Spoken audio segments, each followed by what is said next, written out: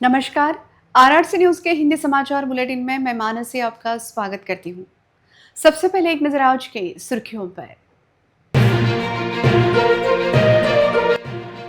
Headlines प्रायोजक RRC broadband, अकोल्यातील सर्वात स्वस्त आणि वेगवान कनेक्शन।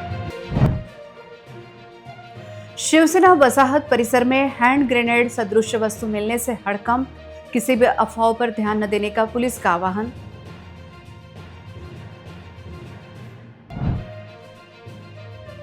केंद्रीय विद्यालय में प्रवेश प्रक्रिया हुई घोषित, सभी इच्छुक छात्र व अभिभावकों के लिए सुनहरा मौका।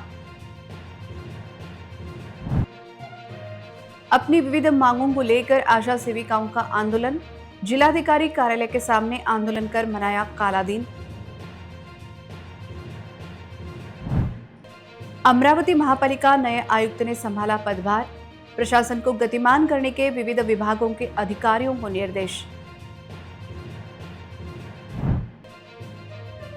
अज्ञात व्यक्ति ने किया किसान का नुकसान, मोटर पंप काटकर फेंका बोरवेल के भीतर।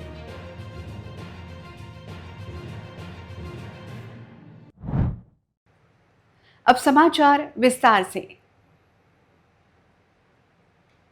पुराना शहर के शिवसेना वसाहत में खुदाई के दौरान मिले संदिग्ध विस्फोटक की जांच के बाद पुलिस ने स्पष्ट किया है कि वह लगभग 20 से 25 वर्ष पुराना हैंड ग्रेनेड है। घटना के बाद क्षेत्र में फैली चर्चाओं और आशंकाओं के बीच पुलिस प्रशासन ने नागरिकों से अफवाहों पर ध्यान न देने तथा केवल आधिकारिक जानकारी पर ही विश्वास करने की अपील की है। जानकारी के अनुसार रविवार सुबह शिवसेना वसाहत में नाले निर्माण के लिए खुदाई का कार्य चल रहा था। इसी दौरान मजदूरों को जमीन के भीतर से एक ऐसी धातु की वस्तु मिली जिसका आकार हैंड ग्रेनेड जैसा दिखाई दे रहा था। संदिग्ध वस्तु मिलने की सूचना तत्काल पुराने शहर पुलिस को दी गई। सूचना मिलते ही पुलिस टीम मौके पर पहुंची और सुरक्षा की दृष्टि से पूरे क्षेत्र को अपने नियंत्रण में लेकर आवश्यक एहतियाती कदम उठाए। स्थिति की गंभीरता को देखते हुए पुलिस ने संदिग्ध वस्तु को सावधानी पूर्वक अपने कब्जे में लिया और उसे बम खोजी एवं निष्क्रियकरण नस्ता के पास जांच के लिए भेज दिया। विशेषज्ञों द्वारा तकनीकी परीक्षण के बाद यह स्पष्ट हुआ कि बरामद वस्तु लगभग 20 से 25 वर्ष पुराना हैंड ग्रेनेड है। घटना की जानकारी सामने आने के बाद स्थानीय लोगों में उत्सुकता के साथ साथ कुछ समय के लिए दहशत का माहौल भी बन गया। सोशल मीडिया और अन्य माध्यमों पर विभिन्न प्रकार की चर्चाएं शुरू हो गई। इसे देखते हुए पुलिस ने किसी भी अफवाह पर ध्यान न देने का आह्वान किया।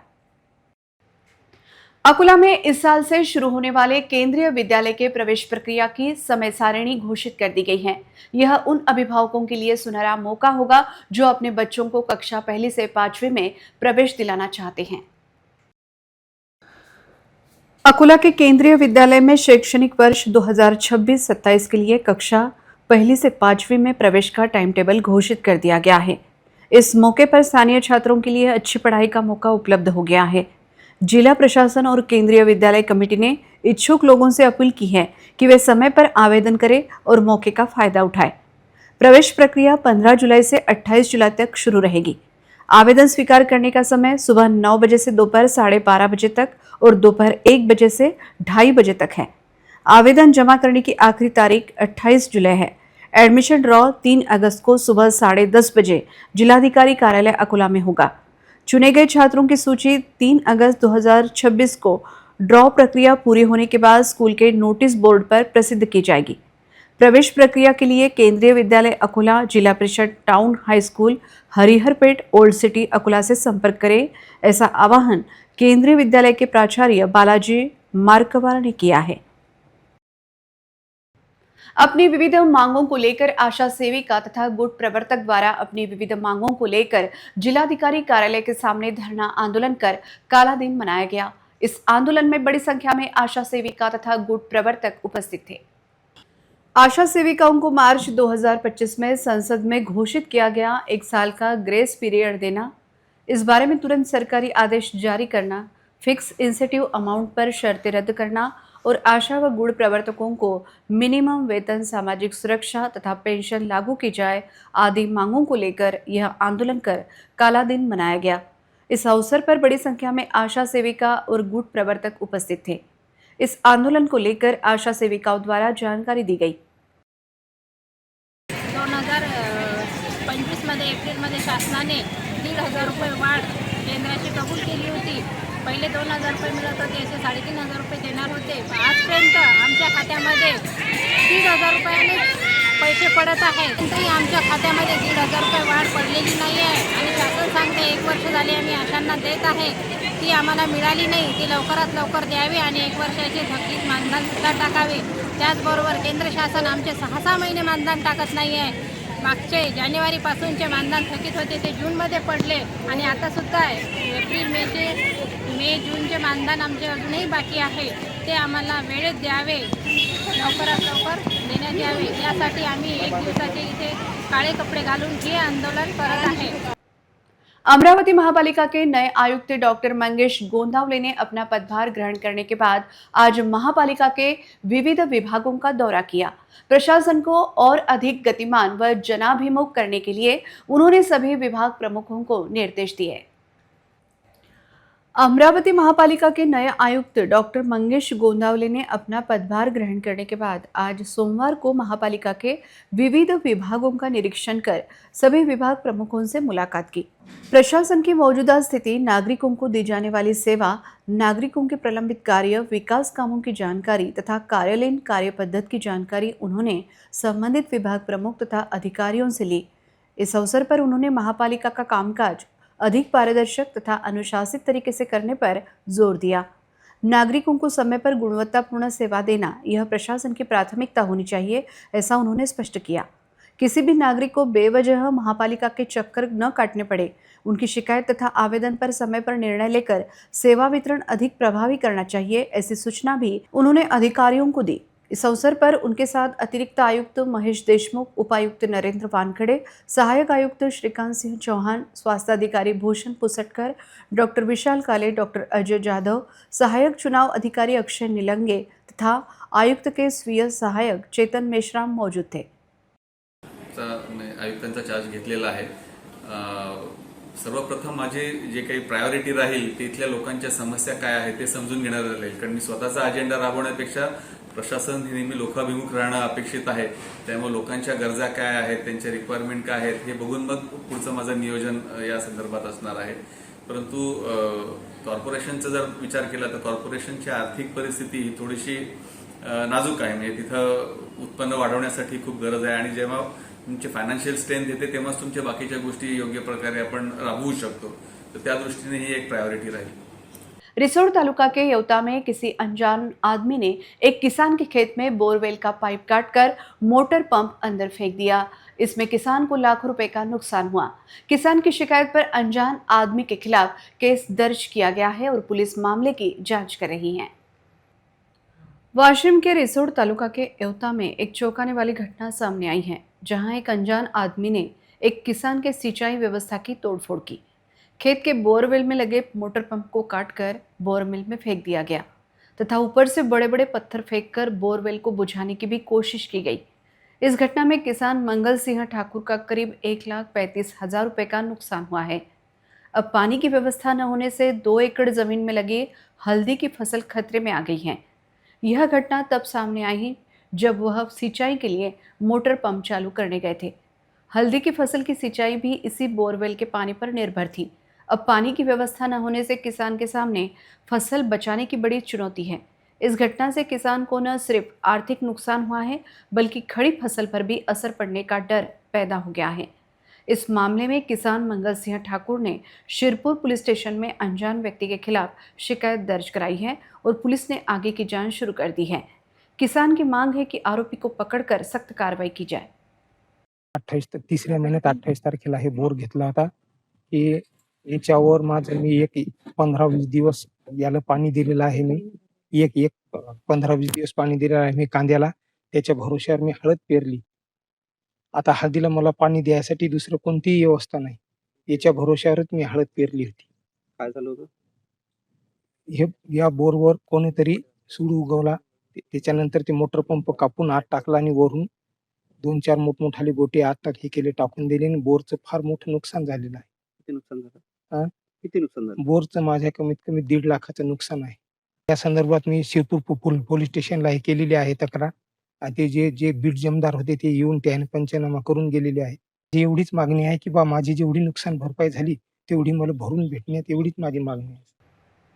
शहर की सीमा वृद्धि होने के बाद अपने परिसर का विकास होगा, ऐसा सपना देखने वाले नागरिकों का भ्रम जल्द ही दूर हो गया है। आज महापालिका का टैक्स भरने के बाद भी सीमा वृद्धि के भीतर समाविष्ट हुए नागरिक बुनियादी सुविधाओं के लिए तरस रहे हैं। अकोला शहर की सीमा वृद्धि होने के बाद भोरत ग्राम पंचायत का कुछ हिस्सा शहर में समाविष्ट हो गया है, जिसमें डाबकी रोड के कैनाल परिसर का समावेश है। यह परिसर प्रभाग 8 व 9 की सीमा पर आता है। इस कारण न प्रभाग 8 के पार्षद इस परिसर की ओर ध्यान दे रहे हैं और न ही प्रभाग 9 के पार्षद। इस कारण यह परिसर विकास कामों के लिए अधर में लटक गया है। परिसर के सड़क पर बारिश के कारण बड़े प्रमाण में कीचड़ इकट्ठा हो गया है। इस रास्ते पर वाहन तो छोड़िए, पैदल चलना भी मुश्किल हो गया है। रास्ते पर स्ट्रीट लाइट की सुविधा न होने से परिसर में रात के समय घना अंधेरा छाया रहता है। परिसर में इकट्ठा पानी में पनप रहे विषैले जीव जंतुओं का सामना परिसर के नागरिकों को करना पड़ता है। भारी भरकम टैक्स लेने के बाद भी महापालिका द्वारा हमें कोई सुविधा नहीं मिल रही है तथा दोनों ही प्रभाग के पार्षद इस समस्या की ओर ध्यान नहीं दे रहे हैं, ऐसा आरोप परिसर के नागरिक कर रहे हैं। मी इथं राहतो, दरवर्षी आम्ही टॅक्स भरतो. टॅक्स नाही भरला तर ते आम्हाला घराले सील लावायची धमकी देतात. ठीक आहे, आम्ही टॅक्स भरल्यानंतर तुम्ही त्याच्यावर काही ना काही तर तुम्ही ह्या रोडवर कारवाई करा. ह्या रोडवर पाऊस आल्यानंतर इथं ना चाललेले रस्ता राहते ना गाडी येऊ शकते. गाडी आम्हाला दूर 1 किलोमीटर दूर उभी करावं लागते आणि तिथून पायी यावं लागते घरी. त्याच्यानंतर सापं हे बरेचसे प्रॉब्लेम आहेत. रोडला लाईट नाही, आणखीन ह्या रोडवर कुठंच लाईटाची व्यवस्था नाही आहे. हा संत गोरोबा काका मंदिर कॅनवल रोड आहे. हा नाक्यापासून तर रेल्वे पटरीपर्यंत काहीच व्यवस्था नाही आहे. असं समजा तुम्ही हा खुल्यावर सोडलेला आहे प्रभाग, ना याचा कोणी वाली आहे. आपण कोणाला म्हटलं की बा हा रोड हा, तर हे म्हणतात की डायरेक्ट तुम्ही कमिशनरशी भेटा. आता कमिशनरशी भेटल्यानंतरही समजा हा रोड ते म्हणतात की आमच्या ह्याच्यात येत नाही, हा रोड पाटबंधारे विभागात येते. आंबेडकर जयंतीच्या दिवशी ते आले होते नगरसेवक, त्यांना आम्ही सांगितलं आम्ही करून देऊ असं बोलत होते. रात्रीच्या वेळेस इथं सापं निघतात, अंधार असतं, पुऱ्या रोडवर अंधार आहे. पाऊस पडला की पूर्ण स्लिप गाड्या होतात इथं. परिसर में पाइपलाइन बिछाई गई है, लेकिन अभी तक नलों को पानी नहीं आ रहा है। बोर का पानी पीने के कारण स्वास्थ्य खराब हो रहा है, ऐसी शिकायत परिसर की महिलाओं ने की। आहे ना, खेड्यापेक्षा बेहतर आहो ना आम्ही. खेडे तरी सुधारले, पण हे शहरात असून काहीच फायदा नाही. सुविधा एक पण नाही ना इकडे. पाण्याची नाही ना, नालीची नाही ना, लाईटाची नाही, का कशाचीच नाही सुविधा. नळ वगैरे कनेक्शन आहेत का इकडे? नळ कनेक्शन आहे, नळाला पाणी येऊन नाही राहिलं आमच्या, म्हणजे घेतलं तेव्हापासूनच येत नाही पाणी. किती दिवस झाले नळाचं पाणी येत नाही? 1.5-2 वर्ष आपल्या आमच्या नळाला काहीच पाणी नाही ना. प्रभाग में सफाई कर्मचारी नहीं आते हैं, जिससे परिसर की पूरी नालियों में गंदगी इकट्ठा हो गई है। रास्ता खराब होने के कारण घंटा गाड़ियां भी कचरा संकलन के लिए इधर आती नहीं हैं। मजबूरन हमें कचरा बाहर लाकर फेंकना पड़ रहा है, ऐसी शिकायत परिसर के नागरिक कर रहे हैं। त्यात कुणी साफसफाईला येत नाही, सफाई कर्मचारी येत नाही. घंटागाडी येते ते मागच्या रस्त्याने जाते, समोरच्या रस्त्याने येत नाही, कारण की रस्ता खराब असल्या कारणाने ते काही येत नाही तिकडं. मग त्यांना आम्ही 50 वेळा सांगितलं की बाबा तुम्ही इकडनं या, म्हणजे आमचा कचरा त्यात टाकता येईल आम्हाला, पण ते काही येत नाहीत. आणि वारंवार सांगूनही ते मागच्या मागून निघून जातात. शेवटी कचरा आम्हाला इथून फेकून जावं लागतं किंवा इथून उचलून कुठेतरी दुसरीकडे नेऊन टाकावं लागते. ग्राम पंचायत की तुलना में महापालिका का टैक्स कई गुना ज़्यादा है। महापालिका का टैक्स अदा करने के बाद भी परिसर में अभी तक बुनियादी सुविधा उपलब्ध नहीं हो रही है। सीमा वृद्धि के बाद परिसर का विकास होगा, यह सोचने वाले इन नागरिकों की अपेक्षा भंग हो गई है। यह देखते हुए महापालिका प्रशासन तथा संबंधित पार्षदों ने इस समस्या की ओर ध्यान देना चाहिए, ऐसी अपेक्षा परिसर के नागरिक कर रहे हैं। अपनी सगी बहन से 1 लाख रुपए लेने के बाद भी उसे लौटाने की बजाय भाई द्वारा बहन तथा बहनोई को जान से मारने की धमकी दी जा रही है। पुलिस में शिकायत करने के बाद भी पुलिस ध्यान नहीं दे रही है, ऐसा बहन द्वारा आरोप किया जा रहा है। पुराना शहर पुलिस थाना अंतर्गत आने वाले हमजा प्लॉट निवासी ख्वाजा फैयाज अली ने अपनी पत्नी के रिश्तेदार खदान निवासी अब्दुल वहाब को 1 लाख रुपए उधार दिए थे। यह पैसे पत्नी के भाई मोहम्मद एजाज के जरिए उधार दिए थे। अगर 8 महीने के भीतर पैसे नहीं दिए तो वह घर देने के लिए तैयार थे। लेकिन 10 महीने बीत गए, अब्दुल वहाब तथा मोहम्मद एजाज ना पैसे लौटा रहे हैं और ना ही घर दे रहे हैं, बल्कि पैसे मांगने पर अपनी ही बहन और बहनों को मारपीट कर जान से मारने की धमकियां दी जा रही हैं। पुराना शहर पुलिस थाने में शिकायत भी की गई है, लेकिन पुलिस ध्यान देने के लिए तैयार नहीं है। ऐसा आरोप लगाते हुए महिला ने आज जिला पुलिस अधीक्षक से मिलकर आरोपियों पर कार्रवाई करने की मांग की। यह देखते हुए पुराना शहर पुलिस आरोपियों पर क्या कार्रवाई करती है, यह देखना उचित होगा।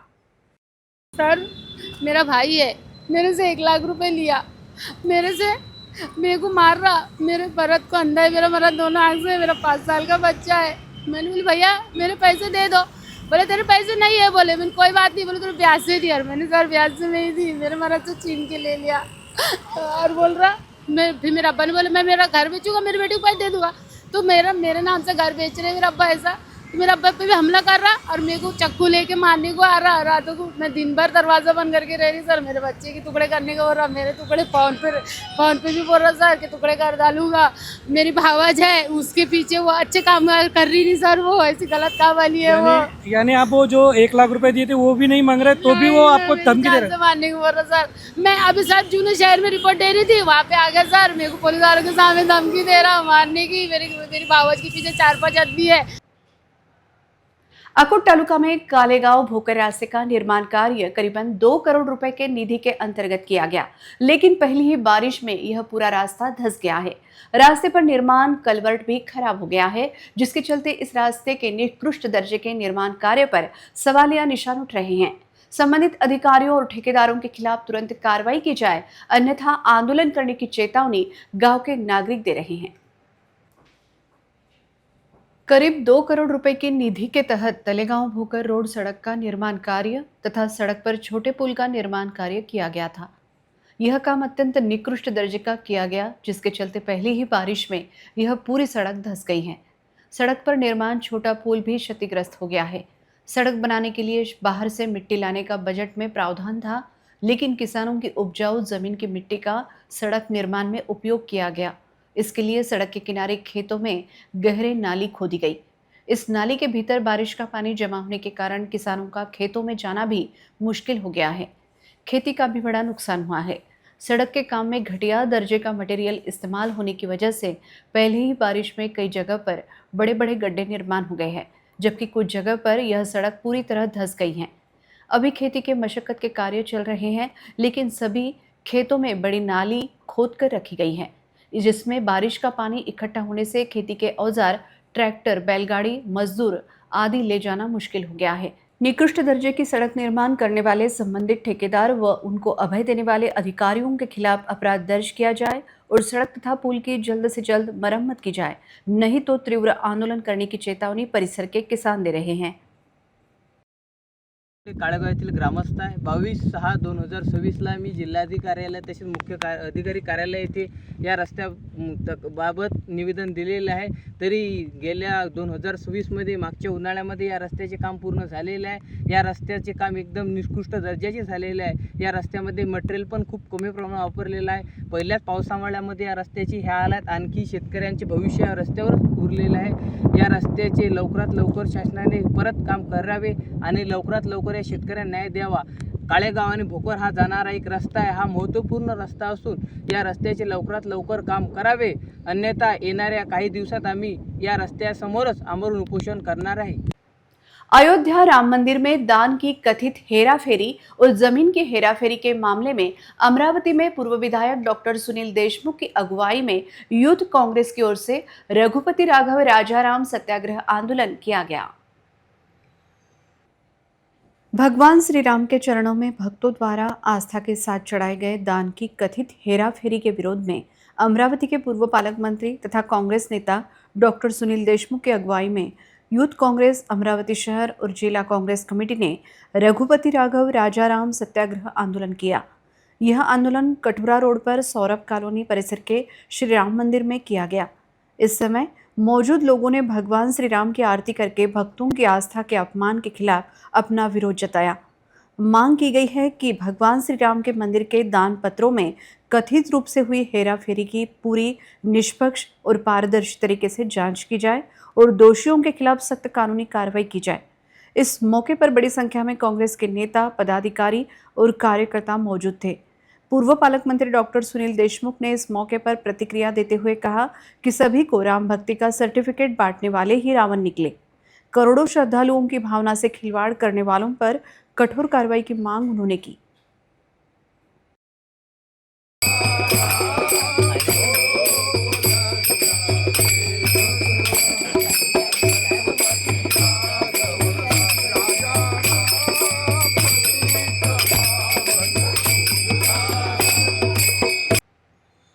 अमरावती शहर के रेलवे स्टेशन से राजकमल चौक तक फ्लाईओवर यातायात के लिए बंद होने के कारण परिसर में हमेशा ट्रैफिक जाम की समस्या निर्माण हो रही है। इस समस्या से निपटने के लिए एक भी ट्रैफिक कर्मचारी नियुक्त न होने के कारण नागरिकों को रोजाना परेशानी का सामना करना पड़ रहा है। अमरावती में रेलवे स्टेशन से राजकमल चौक तक फ्लाईओवर ट्रैफिक के लिए बंद होने की वजह से शहर में हमेशा ट्रैफिक जाम रहता है। आज सोमवार दोपहर करीब 3 बजे इस मुख्य चौराहे पर बड़ा ट्रैफिक जाम लग गया। वाहनों की इतनी भीड़ लग गई कि कछुआ गति से वाहनों को आगे बढ़ना पड़ रहा था, जिसके कारण वाहन धारकों को काफी परेशानी का सामना करना पड़ा। खास बात यह है कि इस ट्रैफिक जाम को खत्म करने के लिए एक भी ट्रैफिक कर्मचारी ड्यूटी पर नहीं था, जिससे शहरवासियों को काफी परेशानी उठानी पड़ी। राजकमल चौक से मालवीय चौक की ओर जाने वाले रास्ते पर सैकड़ों की संख्या में वाहन फंस गए थे। यातायात को सुचारू करने के लिए यहाँ ट्रैफिक कर्मचारी की तैनाती जरूरी थी। यहाँ से केवल आवाज की दूरी पर सिटी कोतवाली पुलिस स्टेशन है, फिर भी यहाँ हमेशा ट्रैफिक जाम रहता था। खास बात यह है कि ट्रैफिक जाम में बड़ी संख्या में भारी वाहन भी दिखाई दिए। अंत में एक नजर आज के सुर्खियों पर। हेडलाइन्स प्रायोजक RRC ब्रॉडबँड, अकोल्यातील सर्वात स्वस्त आणि वेगवान कनेक्शन। शिवसेना वसाहत परिसर में हैंड ग्रेनेड सदृश वस्तु मिलने से हड़कंप, किसी भी अफवाहों पर ध्यान न देने का पुलिस का आह्वान।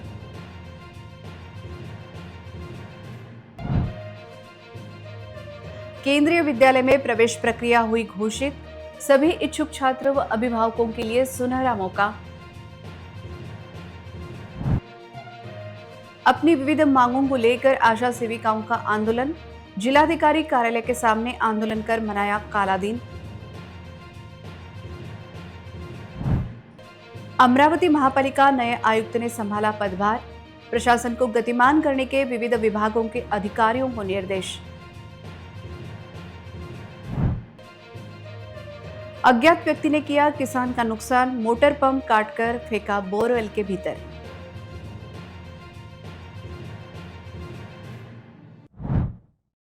समाचार के लिए देखते रहिए RRC न्यूज। जिन दर्शकों ने अभी तक RRC का YouTube चैनल सब्सक्राइब नहीं किया, उन्होंने वह सब्सक्राइब करना चाहिए। फिर मिलते हैं शहर की ताज़ा जानकारी और महत्वपूर्ण घटनाओं के साथ। नमस्कार।